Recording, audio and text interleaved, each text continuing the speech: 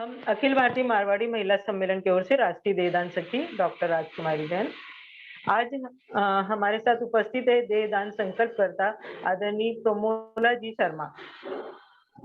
साथ ही नमस्कार। उपस्थित है हमारी राष्ट्रीय प्रकल्प प्रमुख आदरणीय सुशीला जी फरमानिया, राष्ट्रीय अंगदान सखी मधु जी और प्रांतीय अध्यक्षा चंद्रा जी संतुका व बालेश्वर शाखा से अध्यक्षा प्रिया जी अग्रवाल। आदरणीय प्रमोला जी, आपने देहदान का संकल्प लेके संपूर्ण विश्व को स्वस्थ बनाने का संकल्प लिया, क्योंकि देह का दान करना मतलब ज्ञान का दान करना। क्यों? क्योंकि सभी डॉक्टर सबसे पहले उस स्वर्गीय देह पर ही शिक्षण लेते हैं। तो आपके प्रति कृतज्ञता लेने की व्यक्त करने हेतु मैं आमंत्रित करती हूँ हमारी प्रकल्प प्रमुख राष्ट्रीय नेत्र देह अंग रक्तदान प्रमुख आदरणीय सुशीला जी फरमानिया को। धन्यवाद राजकुमारी जी। देहदान का संकल्प लेने वाले हमारे साथ उर्मिला जी का बहुत बहुत हम तहे दिल से साधुवाद करते हैं। आपने मरणों अपने शरीर का दान मेडिकल कॉलेज में देने का जो निश्चय किया, इसके लिए आपका बहुत बहुत आभार। हमारे बीच उपस्थित हैं प्रिया जी, मैं चाहूंगी कि वो उनका परिचय करवा दें। राधे राधे दीदी, राधे राधे सभी को। आज मानवता के हित में मेडिकल रिसर्च एंड डेवलपमेंट के लिए बहुत बड़ा निर्णय लिए हैं हमारे बालासोर की प्रमिला शर्मा जी। ये बहुत हाईली एजुकेटेड हैं, एमटेक किए हुए हैं और इनका शुरू से ही मन था इस फील्ड में अपना देहदान संकल्प भरने के लिए, जो इन्होंने अभी जुलाई महीने में संपूर्ण किया है। आज मैं इनका स्वागत करती हूँ और हमें मौका मिला इनके साथ वार्तालाप करने के लिए। तो दीदी अभी आप इनसे पूछ सकते हैं। जी प्रमिला जी, राधे राधे। मेरी आवाज आ रही है आपको? जी आ रही है। नमस्कार प्रमिला जी, सुशीला जी, नमस्कार आपका स्वागत है राजकुमारी जी। इस जूम मीटिंग में। और सबसे पहले मैं आपसे ये पूछना चाहूंगी कि आपको देहदान की प्रेरणा कहाँ से दी? प्रेरणा मैं पढ़ती रहती थी और मैं हमेशा से ही चाहती थी। सोचिए, जब मैं ग्रेजुएशन में थी तब से मैं चाहती थी कि मैं ऐसा कुछ करूं। और मेरी शादी के बाद मैं निरंतर जभी भी कोई ऐसी खबर आती थी मृत्यु की, तो मैं बोलती जब मेरा कुछ हो तब मेरी देह को मेडिकल कॉलेज को दे देना। तब से ही मैं अपने परिवार से बात करती रहती थी और उनको बताते रहती थी, पर ये संभव नहीं हो पाया। विशाखापट्टनम में मेरे भाई साहब का किडनी ट्रांसप्लांट ऑपरेशन हुआ था अपोलो हॉस्पिटल में। तभी भी मैंने चाहा कि वहाँ पे कुछ ऐसा फॉर्म भर दूं, पर उन्होंने मुझे बताया कि जब आप बालासोर में रहते हैं तो बालासोर में जब ये कभी सुविधा उपलब्ध हो तो आप कीजिए। तो जैसे ही मुझे पता चला कि अखिल भारतीय मारवाड़ी महिला समिति बालासोर शाखा इस कार्य में रत है और हमारे मिट्ठू जी पोद्दार उन्होंने देहदान का संकल्प किया था जब स्टेज से, तो मुझे पता चला। तभी मैंने अपने परिवार से बात करने लगी कि मेडिकल कॉलेज में अब ये फैसिलिटी हो गई। पहले मेडिकल कॉलेज भी नहीं था हमारे बालासोर में। तो फिर जब सब चीज़ें जो हो गई पॉजिटिव हो गई, फेवरेबल हो गई, तो मैंने कहा अब ये अच्छा है। तो जब 75वीं स्वतंत्रता का 75वां साल जिस दिन हुआ 15 अगस्त को, उसको सेलिब्रेट करने का इससे अच्छा तरीका नहीं था। उसी दिन मैंने फॉर्म फिलअप किया 15 अगस्त 2022। बहुत बढ़िया, बहुत बढ़िया। इतने शुभ दिन पर आपने इतना शुभ संकल्प लिया, इसके लिए आपका बहुत बहुत साधुवाद है। और आपके देहदान की प्रक्रिया पूरी हो चुकी है प्रमिला जी? हाँ जी, मेरी प्रक्रिया पूरी हो चुकी है। उसी किस दिन मेडिकल का कॉलेज में देहदान का आपने संकल्प एफएम लिया? FM medical college Balasore. Okay okay. इसके लिए जैसा आपने बताया कि अखिल भारतीय मारवाड़ी महिला सम्मेलन हमारी शाखा बालेश्वर से आपको सहयोग मिला हाँ जी, संकल्प हाँ संकल्प जी, मैं पूरा। शुरू से ही नेत्रदान, अंगदान और इस विषय को लेकर मारवाड़ी महिला समिति से जुड़ी हुई हूँ, जबकि मैं उनकी मेंबर नहीं हूँ। पर फिर भी शुरू से जब से बालासोर शाखा बनी है तब से अंजू सरावगी जी के संपर्क में हूँ और वो भली-भांति जानते हैं कि जी। मैं ये अंगदान, नेत्रदान और इस विषय पे मैं कुछ करना चाहती हूँ। प्रमिला जी, क्या आप अपने जीवन की किसी विशेष उपलब्धि का जिक्र करना चाहेंगे? हमसे शेयर करना चाहेंगे? विशेष उपलब्धि अगर आप एजुकेशन वाइज़ देखेंगे तो मेरे कुछ भी 3 पेपर हैं। एजुकेशन या समाज के प्रति, या जो आपको लगता है कि ये आपकी विशेष उपलब्धि इस जीवन काल की, वो आप शेयर कर सकते हैं। हाँ जी, तो ये एजुकेशन और ये सब मेरे लिए महत्व नहीं रखता, मटेरियलिस्टिक जो है। सबसे बड़ी उपलब्धि है, जिसके लिए मतलब मैं इमोशनल हो जाती हूँ।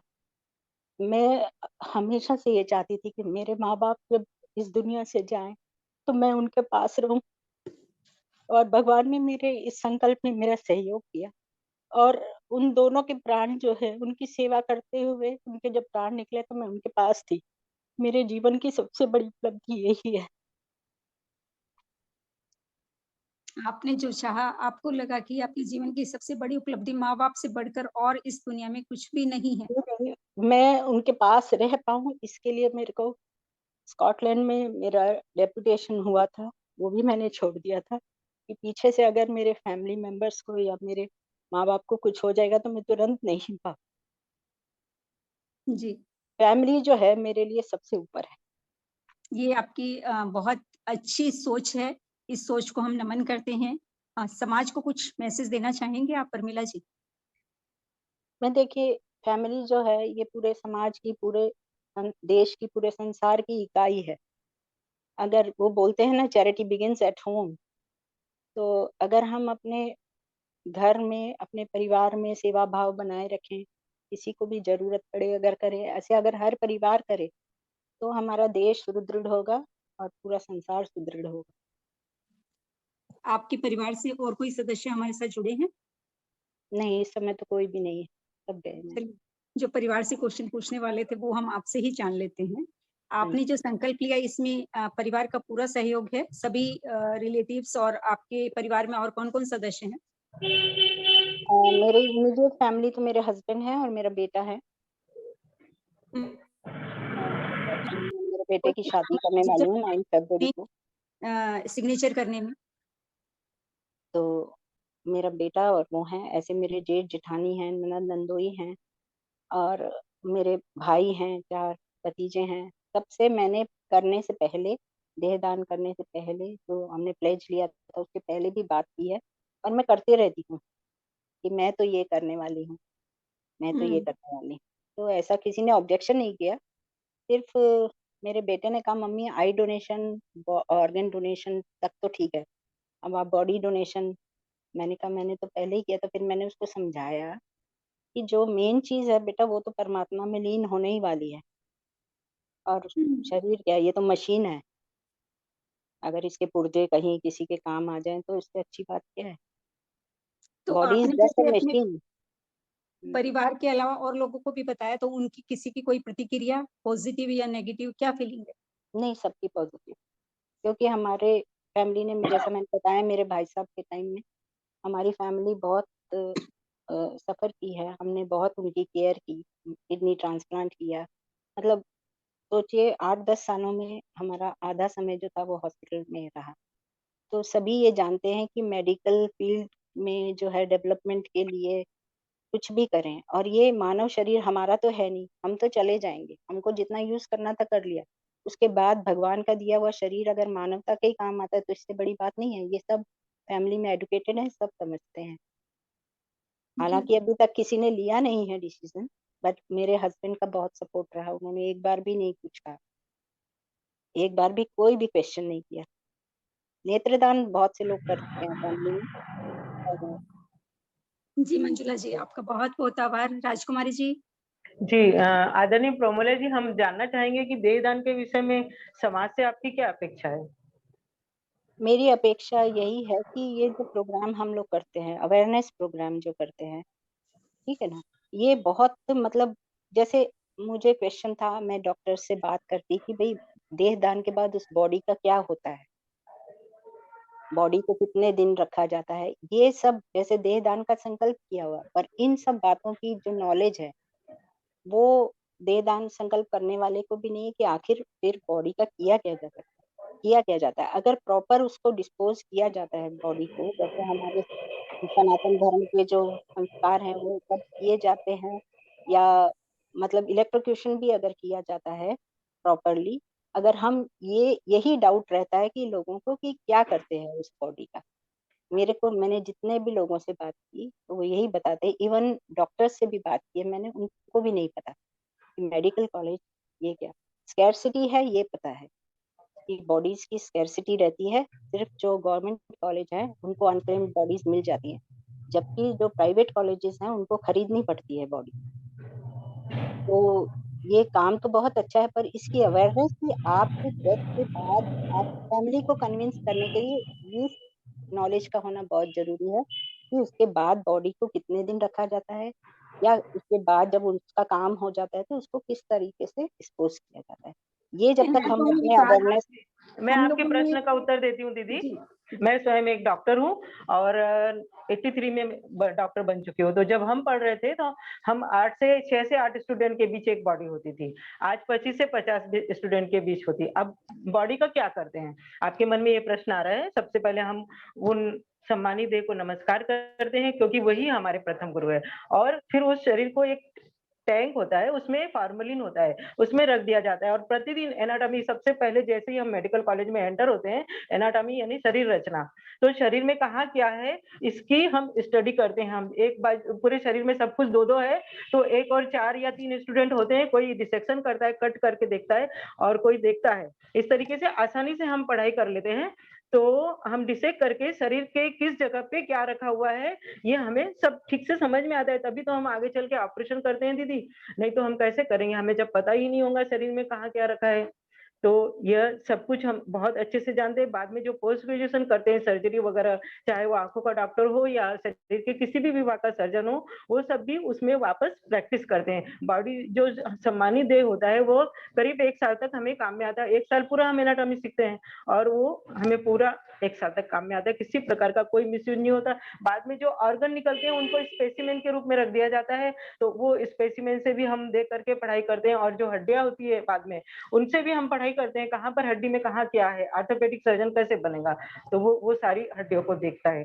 तो दीदी हम आपके प्रति कृतज्ञता व्यक्त करते हैं कि आपने मतलब इतना अच्छा संकल्प लिया। इसके साथ में आपने जैसा कि बताया कि आपने अंतिम, आपकी इच्छा थी कि अंतिम समय में मैं अपने माता पिता की सेवा करूं, और प्रभु ने आपकी इच्छा भी मान ली। मैं आपको बताऊं कि यदि विशुद्ध मन से, एकदम भावों की शुद्धता के साथ, यदि हम सबसे बड़े हमारे भगवान है गुरु और माता पिता, यदि अपन उनकी सेवा अच्छे मन से यदि वयावृत्त कहते हैं हम जैन लोग कर ले, तो तीर्थंकर गोत्र का भी उपार्जन कर सकते हैं। मतलब तीर्थंकर जानते होंगे, हमारे 24 तीर्थंकर हैं। अभी अंतिम तीर्थंकर भगवान महावीर स्वामी थे और प्रथम ऋषभदेव भगवान। तो ये भी आप बन सकते हैं, कितने मन की विशुद्धि से आपने सेवा की होगी। तो आपने तो अपने जीवन में बहुत ज्यादा पुण्य अर्जित किया है, इसके लिए हम आभार व्यक्त करते हैं। साथ ही अपनी मनोभावना और कृतज्ञता व्यक्त करने के लिए हम आमंत्रित करते हैं उड़ीसा प्रांत की प्रांतीय अध्यक्ष आदरणीय चंदा जी संतुका को। एक मिनट, एक क्वेश्चन है मेरा। जी जी पूछे। मेरा ये है कि आपने जो बोला ना कि बॉडी का क्या किया जाता है, एनाटॉमी सीखते हैं और फिर बॉडी को वो फॉर्मेलिन में आप प्रिजर्व करते हैं ऑर्गन्स को, ये सब मुझे पता है क्योंकि मैं खुद बायोलॉजी स्टूडेंट थी, तो ये मुझे नॉलेज है। मैं ये नहीं बोल रही, हमारा जो अवेयरनेस प्रोग्राम है ना, उसमें ये चीजें इंक्लूड नहीं करते हैं, छोड़ देते हैं। नहीं तो दीदी, हमने पूरा 1 महीना, दिसंबर महीना एनाटॉमी विभाग से, डॉक्टर से, मतलब एनाटॉमी के एचओडी से, और साथ ही में विभिन्न डॉक्टर और स्टूडेंट सवाल का जवाब दिलवाया जाता है। आगे भी हम इस चीज का विशेष ध्यान रखेंगे कि देहदाता परिवार को शामिल करें और पब्लिक को जो भी शामिल हो उसे ये बताएं कि देहदान के बाद आपके शरीर के साथ क्या प्रक्रिया रहेगी, ताकि लोग इसकी तरफ फ्री होके, निष्पक्ष होके अपना मन बनाएं और देहदान कर सकें। आदरणीय चंदा जी संतुका। धन्यवाद शीला जी। इनका सवाल है कि बॉडी का क्या किया जाता है जो हम स्टडी कर लेते हैं उसके बाद? उसके बाद तो कुछ बचेगा ही नहीं ना दीदी, क्या बचेगा? हम डिसेक्ट करके निकालते जाते हैं और ऑर्गन को हम स्पेसिमेन के रूप में रखते हैं। जी जी मैंने ये जाना है, मैंने ये सर्च किया, डॉक्टर से बात भी कर ली। उसके बाद मेरा तो दृढ़ संकल्प था कि मुझे करना ही है, चाहे जो भी होता हो, क्योंकि मैं आत्मा में विश्वास रखती हूँ। तो शरीर जो है वो कुछ भी नहीं है, उसको अग्नि के सपोर्ट करें, इससे अच्छा है कि मानवता की सेवा में लगे। हम तो जंग नहीं लड़ सकते, कुछ नहीं कर सकते देश के लिए, समाज के लिए, ऐसा। तो अगर शरीर रखना जिसमें हमारा कुछ नहीं रह जाएगा, उसको अगर हम दान करते थे, कुछ भी नहीं है। मुझे लगता है इससे कहीं बड़ा दान जो है वो रक्तदान है। जी प्रमिला जी। चंदा जी। हाँ दीदी, नहीं प्रमिला जी का मैं बहुत बहुत धन्यवाद और आभार करूंगी कि उन्होंने इतना बड़ा निर्णय लिया है। और ये सही है प्रमिला जी कि काम नहीं आता, हमारा शरीर जला दिया जाता है, और अगर हमारे देश के काम आए, समाज के काम आए, बच्चों की पढ़ाई के लिए काम आए, इससे अच्छी बात और क्या हो सकती है। लेकिन सभी मन नहीं बना पाते, मैंने इसको मन को बनाना समझना बहुत मुश्किल है। तो वही बात, जब पहले नेत्रदान की बात आई थी तो लोग कहते थे कि हम नेत्रदान करेंगे तो अगले जन्म में अंधे पैदा होंगे। वो हम धीरे धीरे जागरूकता उसमें ला पाए। रक्तदान में भी अभी भी बहुत महिलाओं की है कि हम रक्तदान करेंगे तो कमजोरी आ जाएगी, नहीं चल सकेंगे। तो उससे धीरे धीरे निकल के हम अभी अंगदान देहदान तक आ रहे हैं। तो देहदान में जो है कि सभी मन बना पाना इसलिए थोड़ा मुश्किल होता है प्रमिला जी, कि खुद तो मरने के बाद पता नहीं क्या होगा, लेकिन परिवार वाले होते हैं ना, उनको ये लगता है कि हम अपना कार्य पूरा नहीं कर पाए, अंत्येष्टि नहीं कर पाए। और एक जो भावनात्मक जुड़ाव जो मैंने समझा, जो बातचीत हुई, तो जो भावनात्मक जो अपना रहता है ना, कि जलाने के बाद वो राख हो जाता है, विसर्जन कर देते हैं।